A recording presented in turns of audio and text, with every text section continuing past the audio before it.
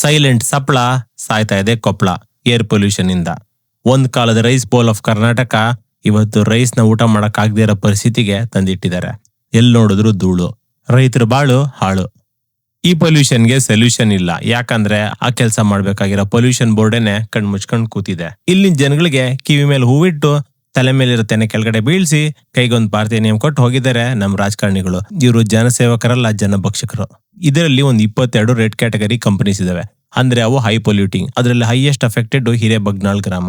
ಅದ್ರ ಸುತ್ತಾನೆ ತುಂಬಾ ಫ್ಯಾಕ್ಟರೀಸ್ ಇದಾವೆ. ಈ ಕಂಪನೀಸ್ ಸ್ಟೀಲ್, ಸಿಮೆಂಟ್, ಫರ್ಟಿಲೈಸರ್ಸ್ ಇದನ್ನೆಲ್ಲ ಮಾಡೋದ್ರಿಂದ ಅದರಲ್ಲಿರೋ ಧೂಳು ಹಾರ್ಮ್ಫುಲ್ ಕೆಮಿಕಲ್. ಅದೇನಾದ್ರೂ ಬಂದು ಅಡಿಗೆ ಮಾಡೋ ಪದಾರ್ಥದಲ್ಲಿ ಅಥವಾ ಊಟದಲ್ಲಿ ಸೆಟ್ಲ್ ಆದ್ರೆ ಅದರಿಂದ ಕಾಯಿಲೆ ಗ್ಯಾರಂಟಿಡು. ಇದರಲ್ಲಿ ಧೂಳಿನ ಕಣಗಳ ಸೈಜ್ ಮೇಲೆ PM10, PM5, PM2.5 ಅಂತ ಸೆಪರೇಟ್ ಮಾಡ್ತಾರೆ. PM10 ಅಂದ್ರೆ ದೊಡ್ಡ ಕಣಗಳು. ಈ ಎಲೆಗಳ ಮೇಲೆ ಕೂತಿರೋದೆಲ್ಲ ಅದೇನೆ. ಅವು ನೆಲದ ಮೇಲೆ ಬೇಗ ಸೆಟ್ಲ್ ಆಗಲ್ಲ, ಗಾಳಿನಲ್ಲಿ ತೇಲ್ತಾ ಇರ್ತವೆ. ಅದನ್ನ ಉಸಿರಾಡೋ ಜನಗಳಿಗೆ ಶ್ವಾಸಕೋಶ ಅಥವಾ ಲಂಗ್ಸ್ ಒಳಗಡೆ ಹೋಗಿ ಸೇರ್ಕೊಂಡ್ಬಿಡ್ತವೆ. ಅದರಿಂದ ರೆಸ್ಪಿರೇಟರಿ ಪ್ರಾಬ್ಲಮ್ಸ್, ಅಸ್ತಮಾ ಎಲ್ಲ ಶುರುವಾಗುತ್ತೆ. ಅದಕ್ಕೆ ತುಂಬಾ ಮಗಳಿಗೆ ಈ ಅಸ್ತಮಾ ಕಾಣಿಸ್ಕೊಂತಾ ಇರೋದು. ಈ ಕಂಪನೀಸು ಇಲ್ಲಿಗೆ ಬಂದಿರೋದು ಆಕ್ಸಿಡೆಂಟ್ ಅಲ್ಲ. ಪಕ್ಕದಲ್ಲೇ ಬಳ್ಳಾರಿನಲ್ಲಿ ಐರನ್ ಓರ್ ಸಿಗುತ್ತೆ. ತುಂಗಭದ್ರಾ ಡ್ಯಾಮ್ ಇಂದ ನೀರ್ ಸಿಗುತ್ತೆ. ಪ್ರಾಸೆಸ್ ಮಾಡಕ್ಕೆ ಈಸಿ. ಅದರಿಂದ ಸೆಟಪ್ ಇವ್ರಿಗೆ ತುಂಬಾ ಈಸಿ ಆಗುತ್ತೆ. ಗಾಳಿನ ಪೊಲ್ಯೂಟ್ ಮಾಡೋರು ನೀರ್ನ ಪೊಲ್ಯೂಟ್ ಮಾಡಲ್ಲ ಅಂತ ಏನ್ ಗ್ಯಾರಂಟಿ ಇಲ್ಲ. ಈ ತುಂಗಭದ್ರಾ ಡ್ಯಾಮ್ ನೀರ್ಗೆ ಇನ್ನೂ ಎಷ್ಟು ಕಸ ಸೇರ್ತಿದ್ಯೋ ನಮ್ಗಂತೂ ಗೊತ್ತಿಲ್ಲ. ಇಲ್ಲಿ ಲೋಕಲ್ಸ್ ಹೇಳೋ ಪ್ರಕಾರ ತುಂಬಾ ವಿಷ ನೀರ್ಗೂ ಸೇರ್ತಾ ಇದೆ.